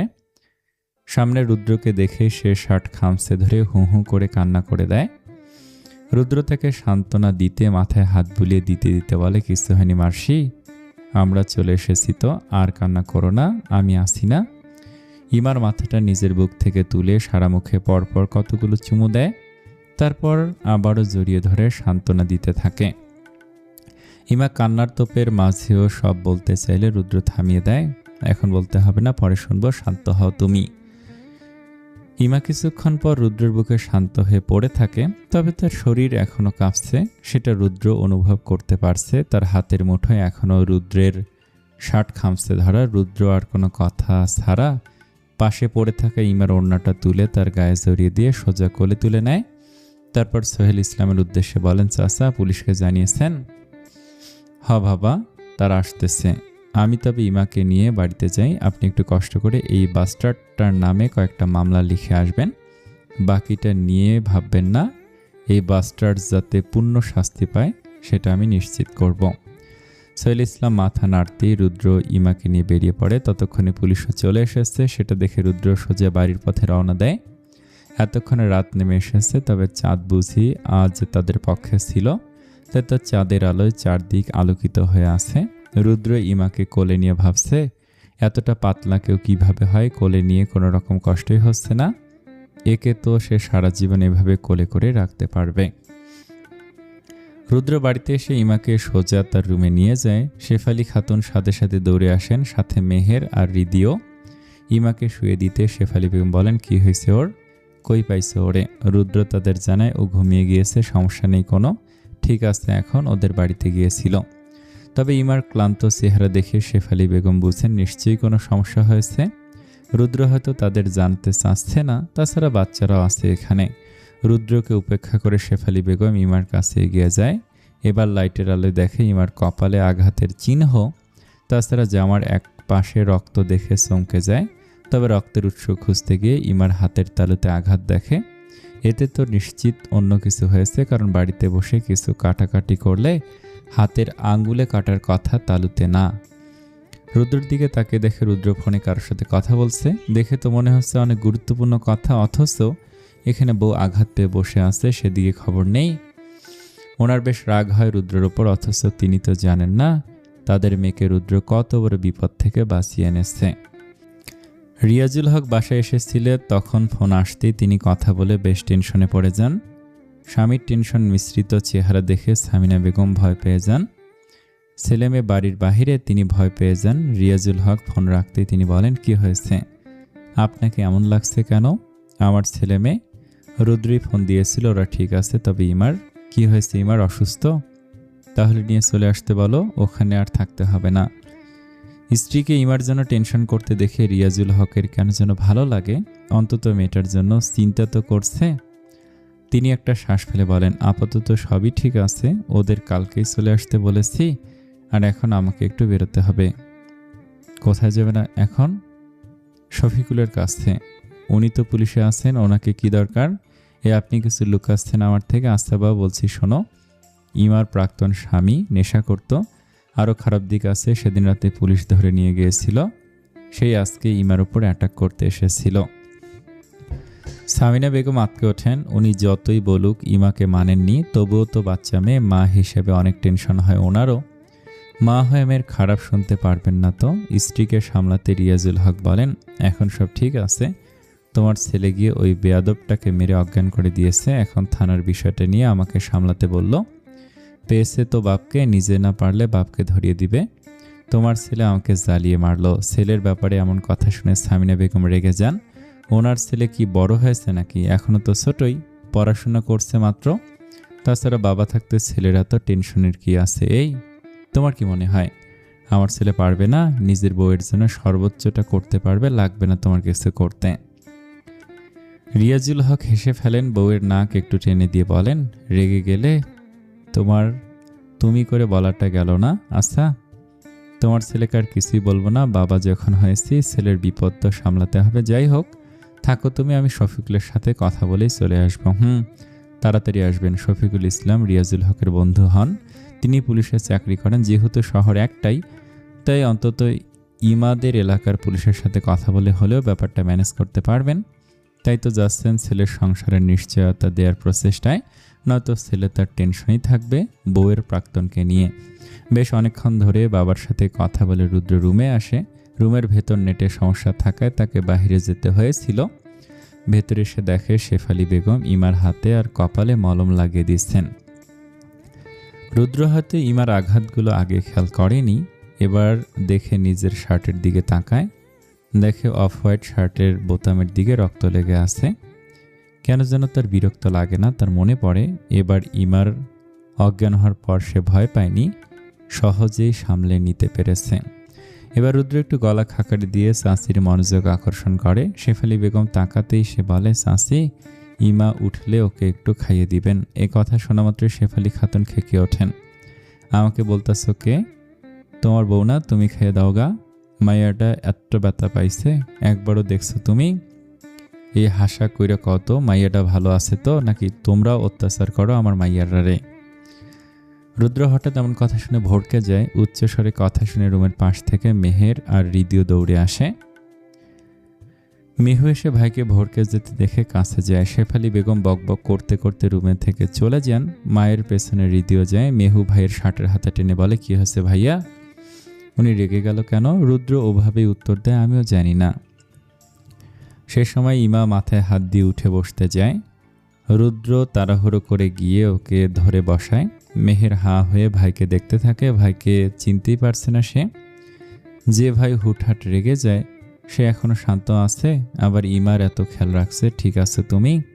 ইমা হাত দিয়ে বিছানায় ভর দিতে গেলে ব্যথায় শব্দ করে ওঠে। রুদ্র ওর হাত নিজের হাতে নিয়ে দেখে চাচি শুধু মলম লাগিয়ে দিয়ে চলে গেছেন, অথচ আঘাতটা একটু গভীর। রুদ্রর ব্যাগে সবসময় টুকটাক আঘাতের জন্য ব্যান্ডেজ, ঔষধ থাকে। তাই সে দাঁড়িয়ে থাকা মেহেরকে বলে, মেহু, আমার ব্যাগ থেকে ব্যান্ডেজটা বের করে আন। ঔষধ লাগিয়েছে, ব্যান্ডেজ করে নিও। এখনই রক্ত বেরিয়ে যাবে। অর্ধেক সেবা করে আমায় বলে আমি অত্যাচার করি নাকি? মেহের গিয়ে ব্যান্ডেজ এনে দিতেই রুদ্র ধীরে ধীরে ব্যান্ডেজ করে দিতে থাকে। ইমার তখন এসবে খেয়াল নেই। সে অপর হাতে মাথায় খামচে ধরে রুদ্রর কাঁধে মাথা হেলিয়ে দিয়ে বসে আছে। এটা ইমার একটা সমস্যা, তার মাথা ব্যথা শুরু হলে সহজে কমে না। শেফালি বেগম হাতে করে এক টুকরো পরিষ্কার কাপড় নিয়ে আসে ব্যান্ডেজ করে দেওয়ার জন্য। তবে এসে রুদ্রকে ব্যান্ডেজ করতে দেখে ভুরু কুঁচকে তাকান। এখন কি রুদ্র ভান করছে নাকি সত্যি সেবা করছে? বেশ সময় পার হলো। তারপর সোহেল ইসলাম বাড়িতে আসেন। এসে বউকে সব বলতেই তিনি আঁতকে ওঠেন। শালার পোলাটা এখনও মাইয়াটারে ছাড়ে নাই। এখন নিজের ওপর অনেক ঘৃণা হয় ওনার। সেদিন যদি সজীবের সাথে ইমার বিয়ে না দিত তাহলে হয়তো এমন পরিস্থিতিতেই হইতো না। তবে তখন পরিস্থিতিটা তাদের পক্ষে ছিল না। সজীব এই গ্রামেরই ছেলে, দেখতে শুনতে ভালো, তবে ছেলের যে খারাপ অভ্যাস আছে সেটা কারো জানা ছিল না। সজীব অনেক আগেই পড়ালেখা ছেড়ে দেয়। শুনেছিল শহরে নাকি কিসের চাকরি করে, সেখানেই থাকতো। ইমা যখন ক্লাস 10-এ ওঠে তখন গ্রামে আসে ছেলে। ইমা দেখতে বেশ সুন্দরী, তাই তার পিছু পড়ে যায়। স্কুলে যেতে আসতে পেছনে পেছনে আসতো। গ্রামের অনেকের চোখে ব্যাপারটা পড়ে যায়। স্বভাবতই মনে করতো মেয়েও হয়তো ইঙ্গিত দিয়েছে, তাই পিছু নিয়েছে। অথচ তারা জানতো না ইমা কেমন ভয়ে থাকতো এসব নিয়ে, সবসময় এড়িয়ে চলতো। এরই মাঝে একদিন তাকে রাস্তায় আটকায়, প্রেমের প্রস্তাব দেয়। ইমা কিছু না বলেই চলে এসেছিল। এসে চাচিকেও জানিয়েছিল, তিনি পাত্তা দেননি, ভেবেছেন হয়তো কেউ মজা করেছে। অথচ সব ধীরে ধীরে অতিরিক্ত হয়ে যায়। শেফালি বেগমের বোনের বাড়ি কাছেই। সেদিন তিনি বোনের বাড়িতে কী কাজে গিয়েছিলেন বাড়িতে ইমা আর রিদি ছিল। সোহেল ইসলাম একটু রাত করে বাসায় আসতেন। সেদিন সুযোগ বুঝে সজীব বাড়িতে এসে ওঠে। ইমার সাথে জোর জবরদস্তি এক পর্যায়ে ইমা চিৎকার করে উঠলে পাশের বাড়ির সেই বয়স্ক মহিলা শুনে ফেলেন। বেচারি রিদি তখন ঘুমেছিল বলে কিছুই টের পায়নি। সেই মহিলা এসে একটা ছেলেকে এই বাড়িতে দেখে অনেক খারাপ কথা বলতে থাকে। আশেপাশের লোকজন জড়ো হয়ে যায়। যেহেতু কেউ কিছুই জানতো না, তাই সবাই উল্টাপাল্টা ভাবছিল। এর মাঝে সজীব জানায় তারা নাকি একে অপরকে ভালোবাসত। ইমাই নাকি তাকে ডেকেছে। যেহেতু ইমার পক্ষে কোনো প্রমাণ নেই, তাই ইমা বিরোধিতা করতে পারে না। এরই মাঝে সোহেল ইসলাম এসে পড়েন। চাচাকে দেখে ইমা কান্না করে চাচাকে জড়িয়ে ধরেছিল। ভাইজিকে তিনি নিজের মেয়ের মতোই দেখতেন। মেয়ের কান্না দেখে তিনি টেনশনে পড়ে যান। তখন সবার কথা শুনে তিনি চমকে যান। অনেক বোঝানোর চেষ্টা করেন সবাইকে, তবে সবাই বুঝতে নারাজ। এরই মাঝে সেই মহিলাটা বলে, এগে দুইটারে বিয়ে পড়াই দে, সব নষ্টামি সুইটা যাইব তাইলে। এরই মাঝে শেফালি বেগমকে ফোন করে ডেকে আনা হয়েছে। ওনারও বিশ্বাস করতে কষ্ট হয়েছিল, তবে সবার কথায় বিয়ে দিয়ে দিতেই হয়েছে। কারণ বাসায় আরও একটা মেয়ে আছে, তার পরে নয়তো নিজের মেয়ের বিয়ে দিতে কষ্ট হয়ে যাবে। তবে ভাবতে পারেননি তাদের সেই ভুলে মেয়েটার কত বড় ক্ষতি হয়ে গেল। সেদিন ইমা অনেক কান্না করে বলেছিল তার কোনো দোষ নেই, তবু কিছুই করার ছিল না। এসব মনে পড়লে শেফালি বেগমের অনেক খারাপ লাগে। বারবার মনে হয় কেন তিনি ছোট মেয়ে দুইটাকে রেখে গেলেন। আজ ইমার জায়গায় নিজের মেয়ে থাকলে কেমন হতো? দুইটা মেয়েই তো ছোট। আর সোহেল ইসলাম ভাবেন সেদিন ওনার রাতে বাইরে যাওয়াটা ঠিক হয়নি। তবে মুরগির খামারে সেদিন বাচ্চা মুরগি দেওয়ার কথা ছিল, সেজন্যই সেদিন যেতে হয়েছিল। সবাই ছিল পরিস্থিতির শিকার। ইমার মাথা যন্ত্রণা একটু কমলেও সে চুপচাপ বসে থাকে। নিজের কাছে নিজেকে অনেক ছোট মনে হচ্ছে।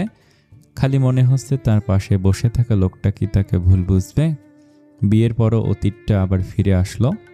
তবে অবাক হয় তখন যখন চাচি এসে খাবারের প্লেট দিতে রুদ্র নিজে তাকে খাবার খাইয়ে দিতে চায়। সে টলমলে চোখ নিয়ে রুদ্রর দিকে তাকিয়ে থাকে। তাড়াতাড়ি খাও, নয়তো তোমার চাচি এসে আমাকে বকবে। ইমা মুখ খুলে খাবারটা মুখে নিতেই তার চোখ থেকে এক ফোঁটা পানি পড়ে যায়। রুদ্র দক্ষ হাতে ইমাকে খাইয়ে দেয়। তার তো এসবে অভ্যাস আছে। মাকে সে অনেকবারই নিজ হাতে খাইয়ে দিয়েছে। হৃদি উকি দিয়ে দেখছিল রুদ্র ইমাকে খাইয়ে দিচ্ছে। দেখে সে অবাক হয়। মায়ের কাছে গিয়ে বলে, আম্মা জানো দুলাভাই কি সুন্দর করে আপারে খাওয়াই দিতেছে। আমি তো ভাবছিলাম পাইতো না। মেহের তাদের সামনে এসে হেসে বলে, ভাইয়া পারবে না বলছো? ভাইয়া তো খাইয়ে দাও তো এক্সপার্ট। মাকে কতবার খাইয়ে দিয়েছে, আমাকেও খাইয়ে দেয় মাঝে মাঝে। তোমার আম্মারে খাওয়াই দেয়? হ্যাঁ, তো আমি ছোট থেকে দেখেছি আম্মু কখনো একটু অসুস্থ হলে ভাইয়া খাইয়ে দিত। হৃদির কাছে অবাক লাগে বিষয়টা। ছেলে মাকে খাইয়ে দেয়, অথচ মায়েরাই তো সন্তানকে খাইয়ে দেয়। তবে শেফালি বেগম ভাবেন যে ছেলে মায়ের এমন সেবা করতে পারে সে নিশ্চয়ই বউয়ের সাথে খারাপ ব্যবহার করবে না। তবে কি তিনি তখন বেশি বলে ফেলেছেন? তখনের কথা মনে পড়তেই লজ্জা লাগে ওনার। না বুঝে মেয়ের জামাইয়ের সাথে খারাপ ব্যবহার করে ফেললেন তিনি। অপরদিকে ইমার খাবার শেষ হতেই সেই প্লেটেই রুদ্র খাবার খেয়ে নেয়। ইমা দেখেও কিছু বলে না, শুধু নিঃশব্দে তার চোখ থেকে অঝরে পানির ধারা বয়ে যাচ্ছিল। রুদ্র যেন সেসবের পরোয়াই করছিল না, নিজের মতো খাওয়া শেষ করে। শোয়ার সময় হলে রুদ্র স্বাভাবিকভাবে বলে, মারছি, ঝাড়ু কোথায়? এত ময়লা বিছানা ঝাড়তে হবে। ইমা ঝাড়ু দিতেই রুদ্র নিজেই বিছানা গুছিয়ে নিজে শোয়। ইমাকেও পাশে শুইতে বলে। এমন ব্যবহার করছে যেন সব স্বাভাবিক। ইমার মাথা থেকে সন্ধ্যার সব কথা উবে গেছে। এখন শুধু মাথায় ঘুরছে রুদ্রর ব্যবহারের কথা। এত স্বাভাবিক কেন সে, এটাই তো বেশি ভয়ের লাগছে ইমার কাছে। এমনকি শোয়ার পরে রুদ্র ঘুরে এসে তার কোমরে হাত রেখে শোয়। এতে ইমার সারা শরীর শিউরে ওঠে। আগে তো কখনো এমন মনে হয়নি, বরং সজীবের আশেপাশে থাকলে সে আরও ভয়ে কুঁকড়ে থাকত। আগের কথা মনে পড়তেই সে নিজের কোমরে থাকা রুদ্রর হাত শক্ত করে ধরে রাখে। এই হাতটাই তো তার বিশ্বাসের বস্তু। আজকের পর থেকে সে নিশ্চিত হয়ে যায় তার জন্য এই লোকটা কতটা বিশ্বাসের। ইমা নিজের অজান্তেই রুদ্রর আঙ্গুলের ভাঁজে নিজের আঙ্গুল গুজে দিয়ে শান্তিতে ঘুমায়। এই বাড়িতে যে তার আর কোনো টেনশন নেই, কারণ তার পাশে যে রুদ্র শুয়ে আছে তার স্বামী। আসসালামু আলাইকুম। এই গল্পটা কেমন লাগছে কমেন্টে জানান।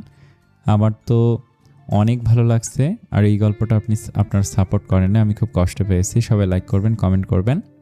আসসালামু আলাইকুম।